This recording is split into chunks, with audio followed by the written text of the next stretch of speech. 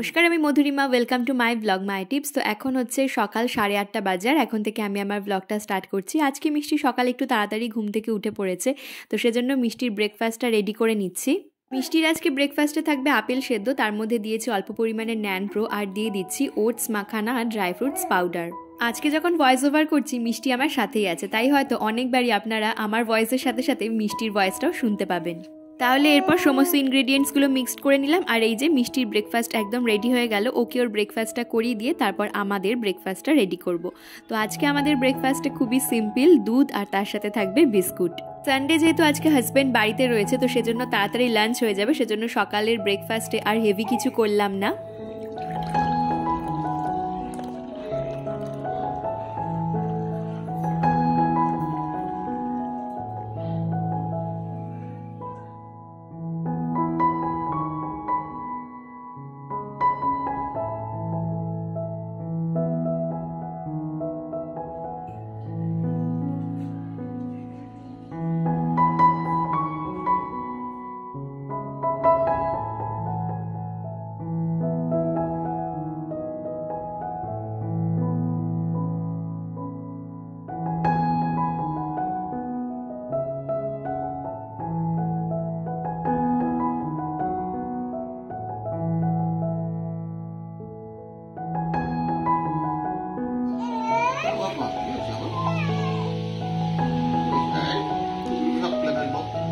ভাল লাগছে না, গরম লাগছে না, করতে হবে না, খুলে ফেলেছে, করতে হবে না।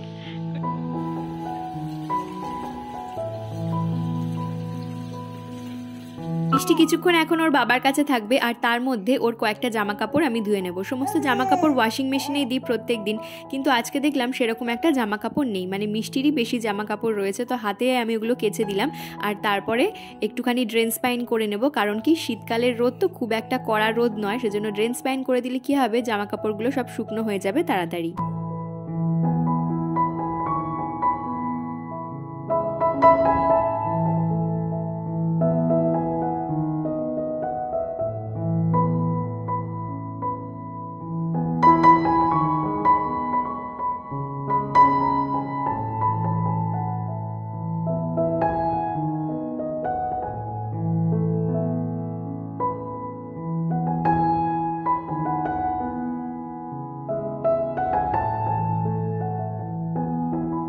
আপনারা ভাবছেন তো যে বললাম রবিবার, তারপরে আবার বৃহস্পতিবারের মতন পুজো দিচ্ছি ফুলমালা দিয়ে। তো আগের দিন ফুল আনা হয়েছিল, তার জন্যই আজকে ঠাকুরকে ফুলমালা দেওয়া।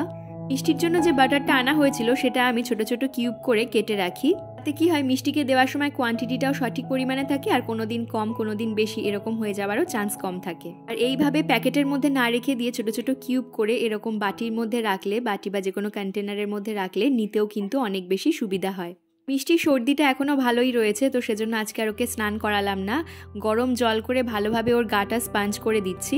মিষ্টি যখন একদম নিউবর্ন বেবি ছিল, এই ধরনের কাপড়গুলো ওকে র্যাপ করার জন্য ব্যবহার করতাম, কিন্তু এখন আর এগুলো কোনো কাজে লাগে না। কিন্তু কাপড়ের কোয়ালিটিগুলো এত সুন্দর, এত সফট ধরনের রয়েছে, যে কোনো সফট টাওয়েলের থেকেও ভীষণ ভালো। তো সেজন্য এই কাপড়গুলো আমি এখন ব্যবহার করি মিষ্টিকে গা হাত পা মোছানোর জন্য। এরপর মিষ্টিকে বডি লোশনটা দিয়ে দিচ্ছি, আর স্নানের আগে আমি ওকে অয়েল ম্যাসাজ করে দিয়েছিলাম। এখন সারাদিন চেষ্টা করছি মিষ্টিকে অন্তত 4 থেকে 5 বার যাতে সর্ষের তেল দিয়ে একটু ম্যাসাজ করে দিতে পারি, এবং যাতে ওর সর্দিটা তাড়াতাড়ি সেরে যায়। তাহলে চলুন মিষ্টিকে আমি রেডি করাই, ফ্রেশ করে দিই ওকে, আর আপনাদের সঙ্গে ব্লগটা শেয়ার করতে থাকি এবং ব্লগটা এগিয়ে নিয়ে যাই। আশা করছি ব্লগটা আপনাদের ভালো লাগছে।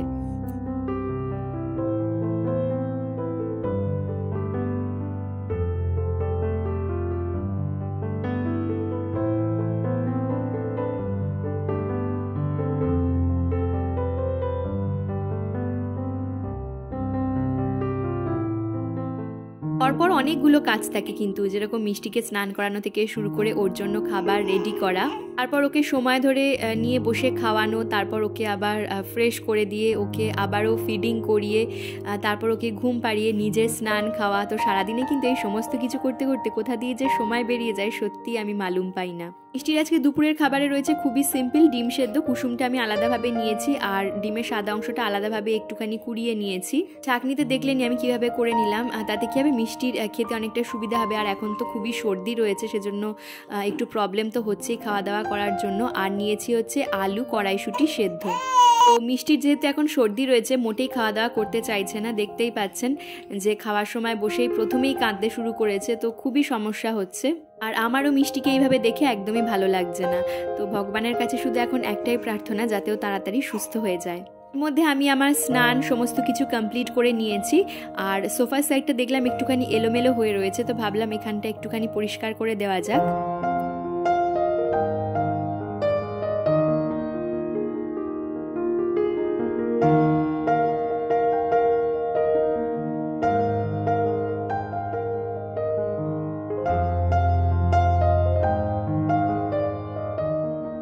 তো এই যে আমরা এখন এখানে খেতে বসে গেছি। তো আজকে আমাদের খাবারে অনেক কিছু রয়েছে কাতলা মাছের ঝাল, মাটন, তার সঙ্গে রয়েছে চাটনি, ডাল, মিষ্টি, তারপর একরকম ভাজা রয়েছে, এটা বিট ভাজা রয়েছে। মিষ্টি যেহেতু এখন একটুখানি ঘুমিয়েছে, তো তার মধ্যে আমরা খাওয়া দাওয়া করে নিচ্ছি।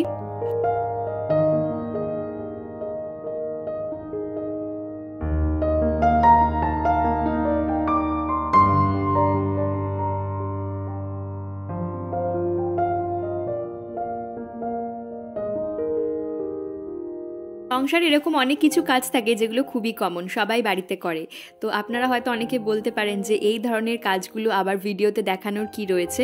আসলে এই ধরনের কাজগুলো কমন হলেও এগুলো কিন্তু জীবনের এক একটা পার্ট। আর ব্লগ মানেই হলো জীবনের যে সমস্ত অংশগুলো রয়েছে তার মধ্যে থেকে কিছু কিছু অংশ আপনাদের সঙ্গে ভাগ করে নেওয়া।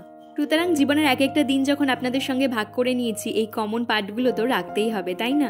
এই সমস্ত কাজ সেরে আবার ভিডিও এডিট করার কাজও রয়েছে, আবার তার সাথে সাথে মিষ্টিও হয়তো এতক্ষণে উঠে পড়েছে।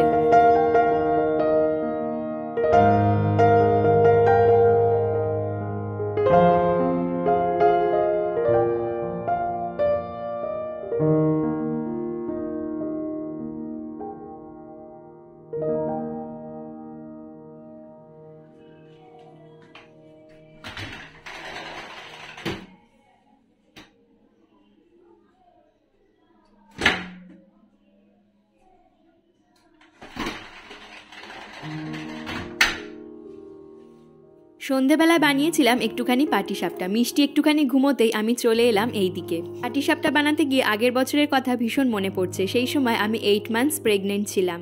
প্রেগনেন্সিতে অনেকগুলো পাটিসাপটা বানিয়েছিলাম, তো সেগুলো ছিল হচ্ছে মায়ের গাইডেন্সে বানিয়েছিলাম, কিন্তু এবারে আমি বানাচ্ছি সম্পূর্ণ নিজে। আগের বছর মা যেভাবে গাইড করে দিয়েছিল তার কিছু কিছু পয়েন্ট তো মনে রেখেইছি এবং সেটা অ্যাপ্লাইও করব, এবং নিজের কিছু ট্রিক্সও আজকে অ্যাপ্লাই করলাম। আমার মনে হয় সমস্ত পিঠের মধ্যে পাটিসাপটাটা সব থেকে সহজ আর দুধ পুলিটা হলো সব থেকে কঠিন। আপনারা কমেন্ট সেকশনে আমাকে জানিয়েছেন যে মাঝে মাঝে এরকম রান্না দেখালে খুবই ভালো লাগে।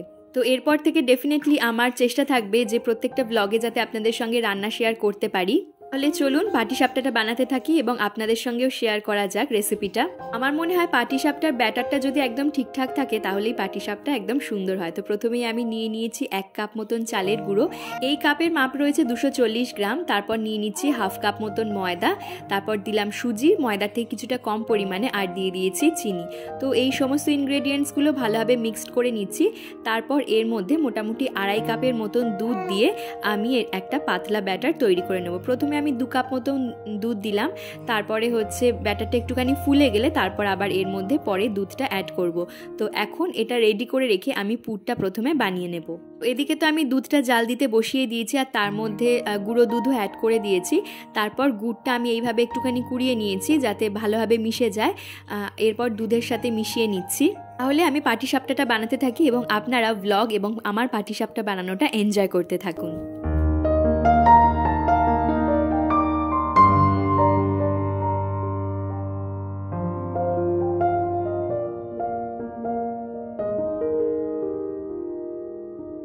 ভালোভাবে দুধের সাথে মিশে গেলে এবং একবার এরকম ফুটে উঠলে তারপর কোড়ানো নারকেল আমি এর মধ্যে অ্যাড করে দিচ্ছি।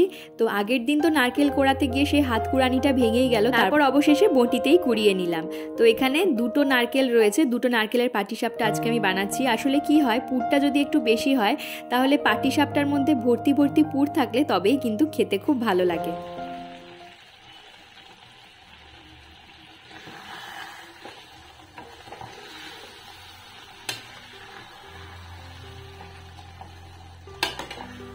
তো ওদিকে পুরটা হতে থাকুক, আর এদিকে ব্যাটারটা আমি তৈরি করেছি প্রায় আধ ঘন্টার মতন হয়ে গেছে। তো ব্যাটারটা বেশ ফুলে উঠেছে। তো এরপর আমি আরও 1 কাপ দুধ ওর মধ্যে অ্যাড করে দিলাম, আর এরপর একদম পাটিসাপটা বানানোর জন্য এখানে ফ্রাইং প্যান বসিয়ে দিয়েছি। এর মধ্যে অয়েল ব্রাশ করে নিচ্ছি একটুখানি।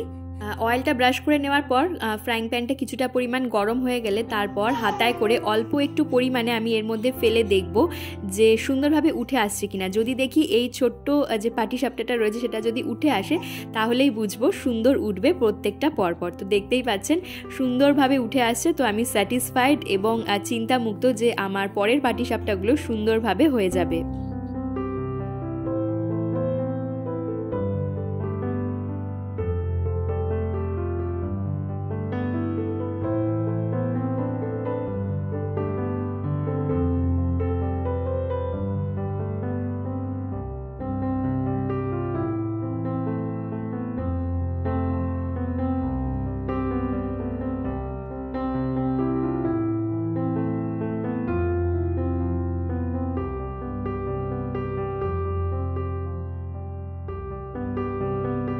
তো প্রথম থেকে শেষ অবধি প্রত্যেকটা পাটিসাপটা একদম সাকসেসফুলি উঠে এসেছে, কিন্তু মাঝে কি হয়েছিল, গ্যাস শেষ হয়ে গিয়েছিল। তো সেজন্য আবার এই সমস্ত কিছুকে ইন্ডাকশানে ট্রান্সফার করতে হলো।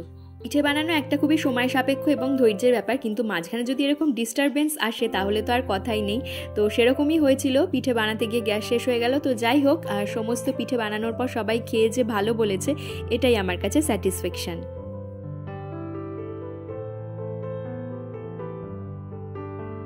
তো এই যে আমার পিঠে বানানো একদম কমপ্লিট, খুব একটা বেশি পরিমাণে বানাইনি। তো আমার হাজব্যান্ড তো আগেই বলেছে ও নাকি 4টে খাবে। তো যাই হোক, ও 4টে খাওয়ার পরেও সবাইরই একটা করে হয়ে যাবে। মিষ্টি আস্তে আস্তে হামাগুড়ি দেওয়ার একটু একটু করে স্টেপ নেওয়া শুরু করছে। মিষ্টি যেদিনকে প্রথম ওল্টাতে শিখেছিল, ওর প্রথম মাইলস্টোন অ্যাচিভমেন্টে আমি সত্যি ভীষণ খুশি হয়েছিলাম। আর এখন অপেক্ষায় আছি মিষ্টি কবে ছোট্ট ছোট্ট করে হামাগুড়ি দেওয়া শুরু করবে। কমেন্ট সেকশনে একজন লিখেছিলেন যে আপনার বেবি মিষ্টির থেকে 2 দিনের বড় এবং সে হামাগুড়ি দেওয়া শুরু করে দিয়েছে এবং সে দাঁড়াতেও শিখে গেছে, আবার ওয়াকারে হাঁটতেও শিখে গেছে। আসলে প্রচণ্ড ঠান্ডা বলে মিষ্টিকে এখনও ওয়াকারটা কিনে দেওয়া হয়নি, একটু গরম পড়লেই তারপর মিষ্টিকে ওয়াকারটা কিনে দেওয়া হবে। আর মিষ্টিও কিন্তু এখন একটু একটু করে দাঁড়াতে শিখে গেছে, মানে উইথ সাপোর্ট। আর হামাগুড়ি দেওয়া কিভাবে স্টার্ট করছে মিষ্টি আস্তে আস্তে একটু করে স্টেপ নেওয়া শুরু করছে, সেটা তো আজকে আপনাদের সঙ্গে শেয়ার করলাম। আর আপনারা কমেন্ট সেকশনে অনেকেই জিজ্ঞেস করেন যে মিষ্টির দাঁত উঠেছে কিনা। মিষ্টির কিন্তু এখনও দাঁত ওঠেনি। আমি এই সমস্ত মাইলস্টোন নিয়ে সত্যি একদম চিন্তা করি না, কারণ প্রত্যেকের কিন্তু সময় একরকম হয় না, কারো কারো লেট হয়, আবার কারো কারো খুব তাড়াতাড়িও হয়ে যায়। কারণ আমি নিজেই যখন ছোট ছিলাম আমারও অনেক লেটে দাঁত উঠেছিল, প্রায় 1.5 বছর বয়সে গিয়ে আমার দাঁত উঠেছিল এবং আমি হামাগুড়িও দিইনি, আর একেবারে দাঁড়াতে শিখেছি এবং হাঁটতে শিখেছি সেটা অনেক লেটে। যাই হোক, মিষ্টির যেহেতু একটুখানি সর্দি লেগেছে সেজন্য প্রত্যেকদিন সন্ধেবেলায়, মানে সন্ধ্যা থেকে রাতের মধ্যে অন্তত 2 থেকে 3 বার আমি ওকে সর্ষের তেল দিয়ে মালিশ করে দিচ্ছি। আর মালিশটা নেওয়ার পরে মিষ্টিও দেখছি কিছুটা আরাম পাচ্ছে, সর্দিটা নেমে যাচ্ছে এবং ও সুন্দর ঘুমোচ্ছে। তাহলে ব্লগটা দেখতে দেখতে যারা একদম শেষ অবধি চলে এলেন, আশা রাখবো ব্লগটা হয়তো তাদের একটু হলেও ভালো লেগেছে। আর যদি ভালো লেগে থাকে তাহলে চ্যানেলটা সাবস্ক্রাইব করে দিতে ভুলবেন না। আপনার ফ্রেন্ডস অ্যান্ড ফ্যামিলি মেম্বার্সদের সাথে শেয়ার করে নেবেন। কেমন লাগলো অবশ্যই কমেন্ট সেকশনে জানাবেন। আর আপনার করা একটা লাইক আমাকে নেক্সট ভিডিও বানাতে অনেক অনেক বেশি মোটিভেট করে। তাহলে আজকের ভিডিওটা এখানেই শেষ করছি। ফিরবো নতুন ভিডিও নিয়ে। ভালো থাকবেন, সুস্থ থাকবেন। ধন্যবাদ।